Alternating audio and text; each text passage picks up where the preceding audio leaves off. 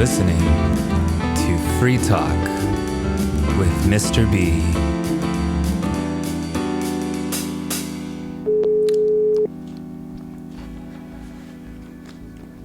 Hello.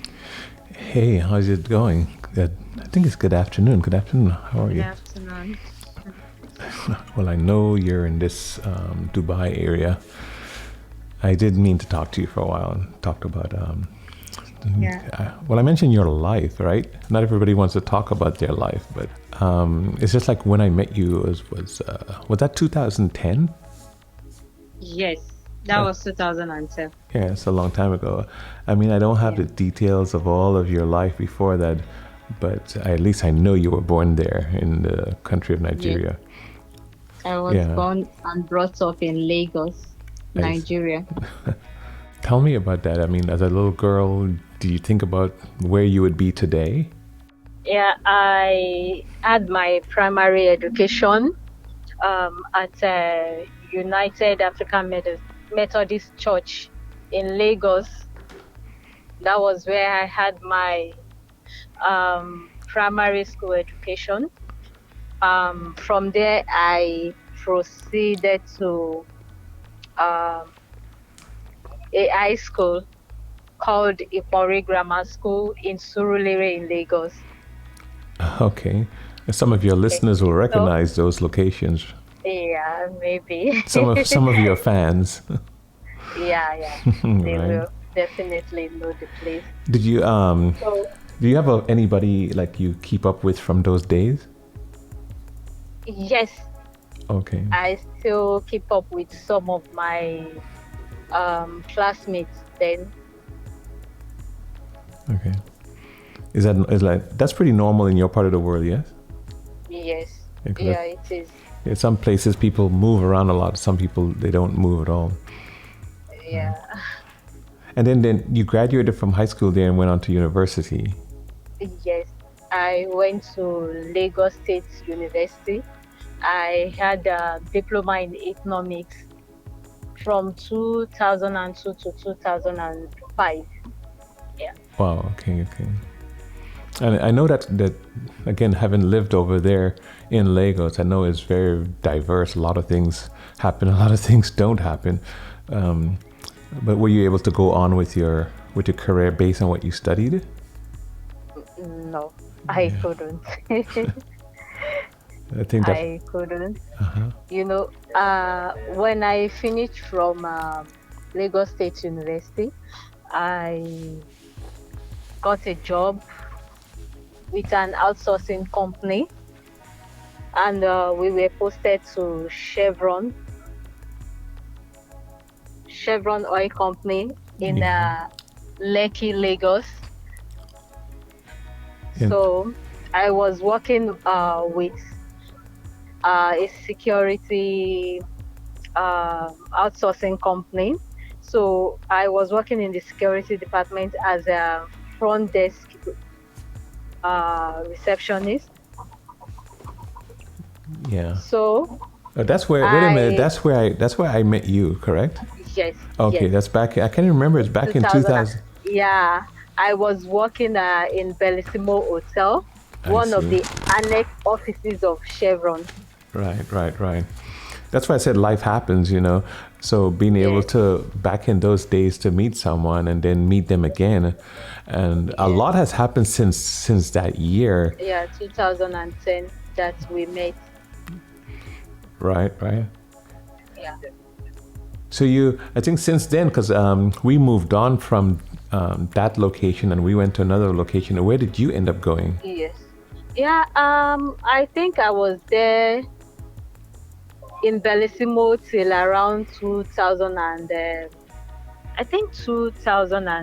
Yes, I was there till 2012. I think I left Bellissimo around I think 2013. Yes, after I had my son. Okay. That was when I was posted out of Bellissimo to the main office. Oh, well, something must be missing. because you were single when I met you, so you. Yes, I was single. I got married in 2012. Yes, February 2012. That was when I got married to my ex-husband. Right. Did you learn to drive that car before that or after that? Because I think I saw you with a car. Yeah, I bought my car before I got married. Okay. Yeah, I think that was around 2010. Yes. Okay. That should be 2010. So tell me a little bit about that. I mean, what did it take to have to learn how to drive a car in Lagos? Because Lagos is a very interesting driving scenario. Yeah. It's a very, very rough place to drive. But it wasn't easy. Before I got the car, I enrolled in a driving school to learn how to drive. Okay. Unfortunately, after the enrollment, I don't know, whenever I go to the driving school, it's always from one excuse to the other. The driving school was not organized and so on. So I ended up getting my own car and taught myself how to drive. And it was even a manual car. A manual means like a stick shift. That's what it means, right? Yeah, a manual car, not automatic. Right. Yeah. Did your peer group look up to you because of that or look down on you? How does that work in your location? Or were they proud of you? Yes, they were really proud of me. Oh. And I am so glad that my peer group also, they were all doing fine then. So nobody felt intimidated. I see, because again, driving a car in Lagos is like a challenge, and it's almost fascinating for some people, for a young lady to drive a car. And so how was... although I faced some challenges back then, people were like, the cultural belief in Africa, Nigeria, when you own a car before getting married, it's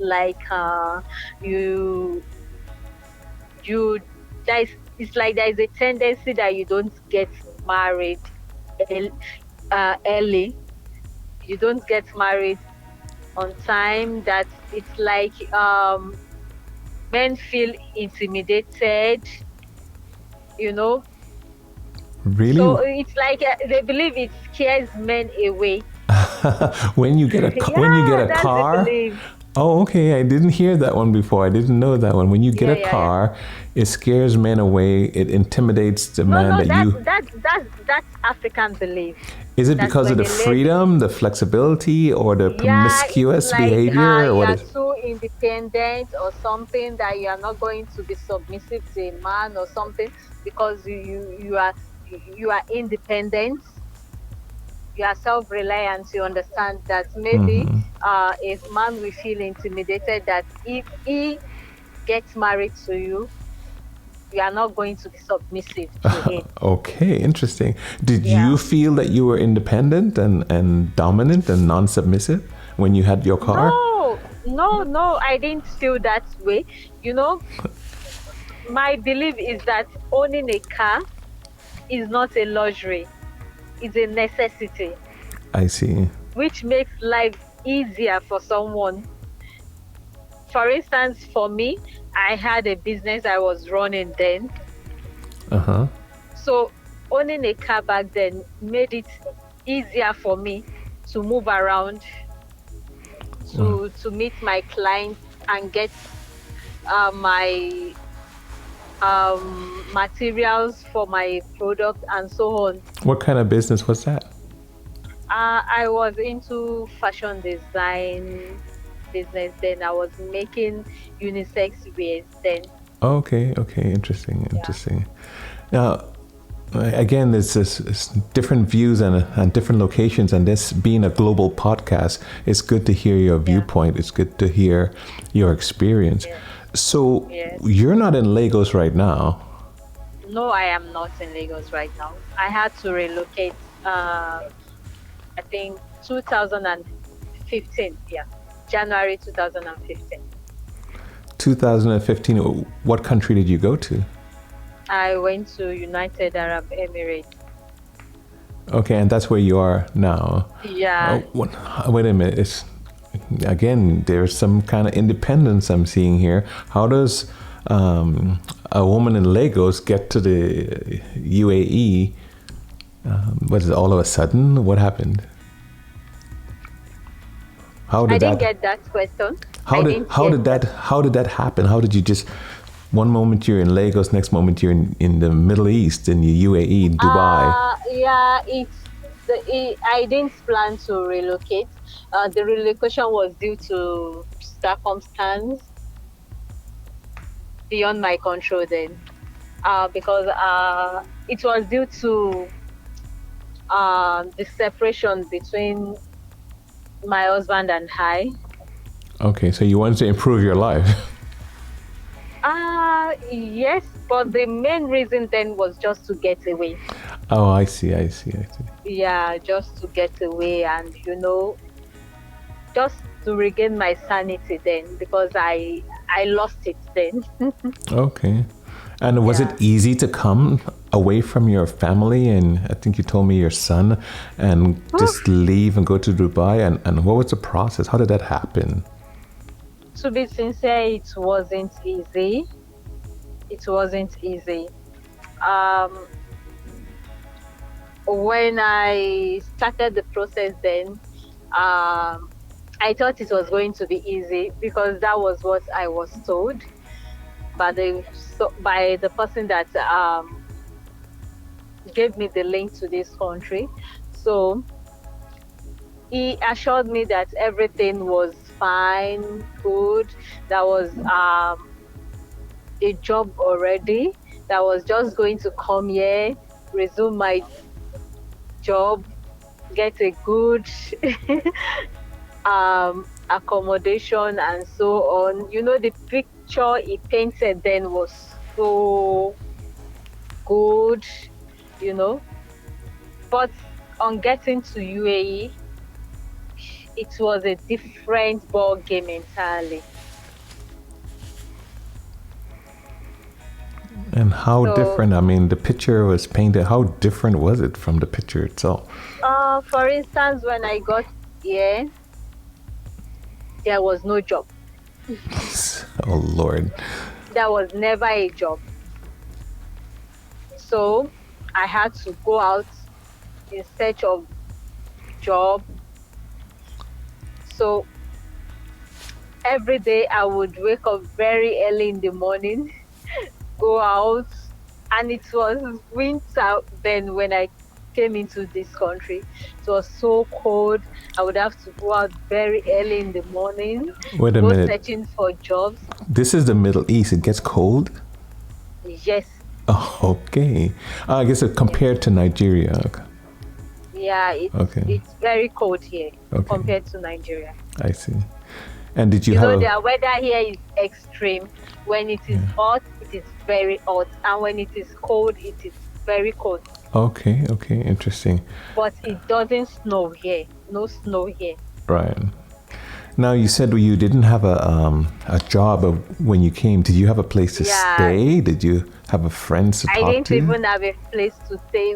I was staying where I was staying. It was so terrible back then. So terrible. Okay. That means it was broken, or a lot of people pooled together, or what terrible how? Yeah, a lot of people. Okay, because I heard some stories about people living in the same room under those conditions.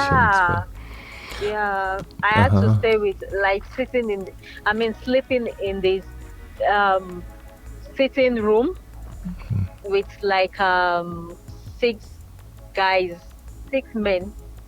Wow. Sleeping together in the sitting room. It was terrible. Okay.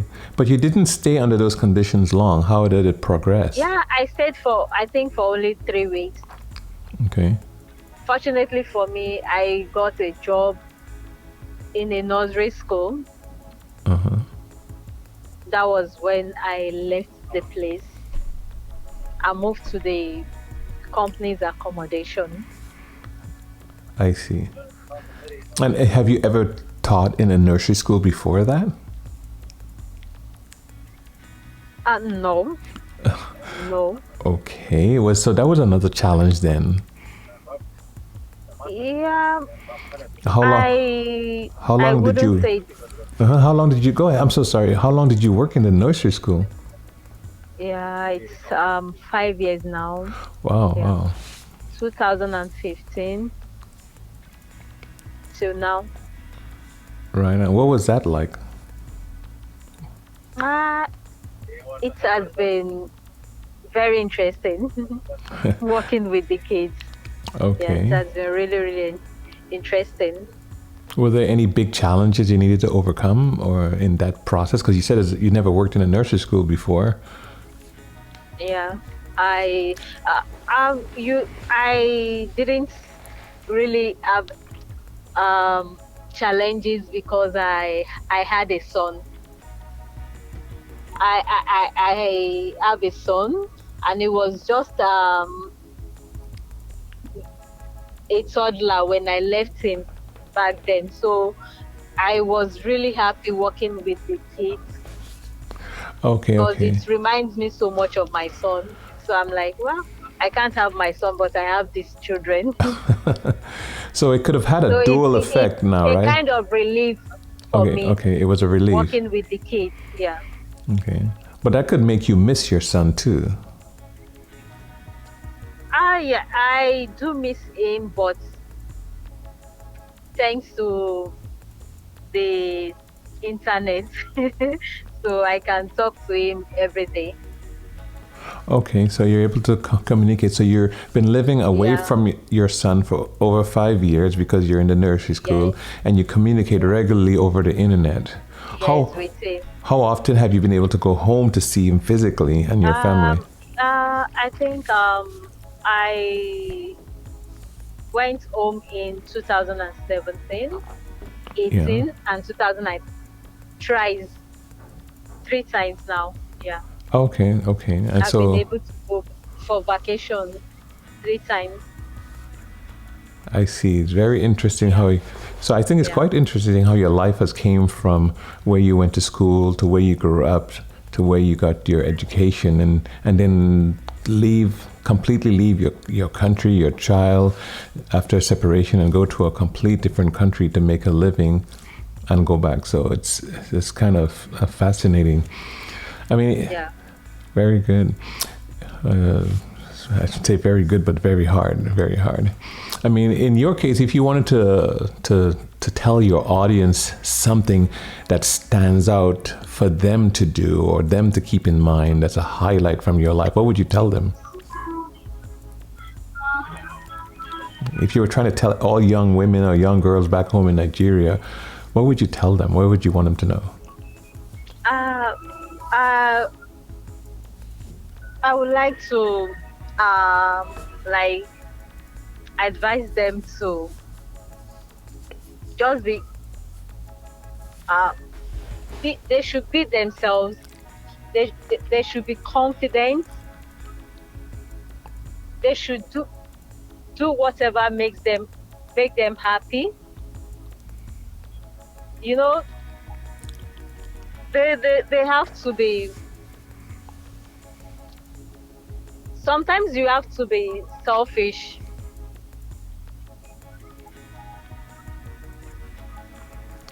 Go ahead, we're listening. Sometimes you have to be selfish. And you know, sometimes I said that you have to be selfish sometimes due to what happened to me, due to my past experience. So now I do tell, especially ladies, young ladies that are still single, that they should try to be themselves. They should be confident and they shouldn't care about what people say. For instance, when you are not married, they tell you, oh, look at you, you are getting old, you are not yet married, you are going to become, just tell them, I don't care. I want to live my life. If marriage comes, fine. If it doesn't come, fine. And ladies should please never, they should never entrust whatever they have with men. They should be very, very careful. And I'm picking up the word independent. Pardon? It's like that car you were talking about. You still need to be free, flexible, and independent. The what? The word independent came to mind. Yeah. Okay. I was wondering if that's the word you were looking for. Because I know you mentioned with the car that people think they're going to be an independent woman.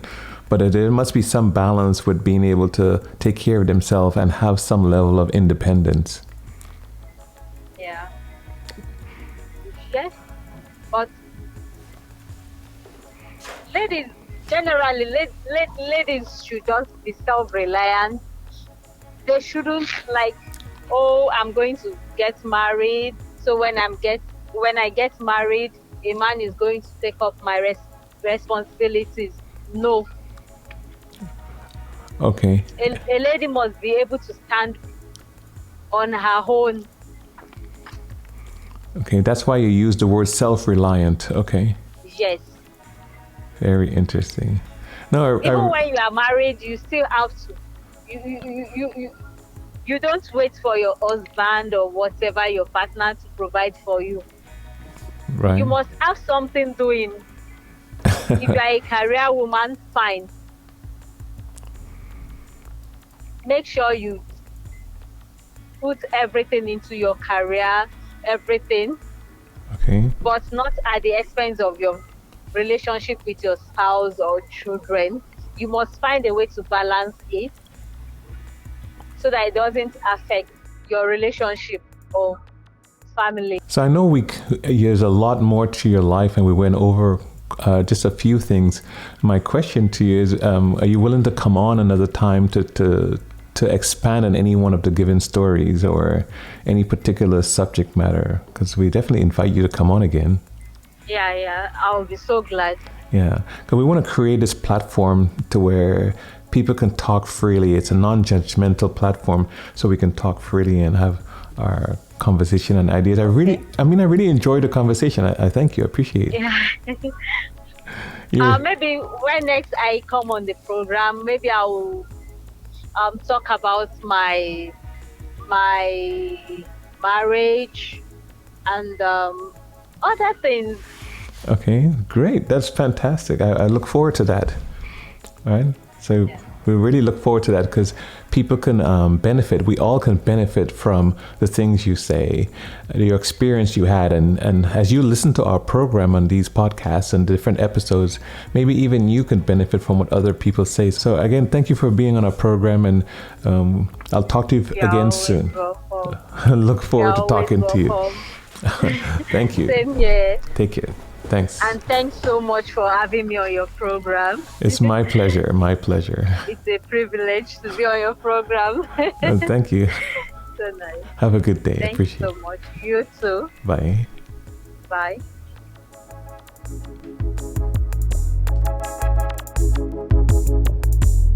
Thanks for listening to Freetalk with MrB. Please remember to subscribe and turn on notifications so you don't miss the next episode.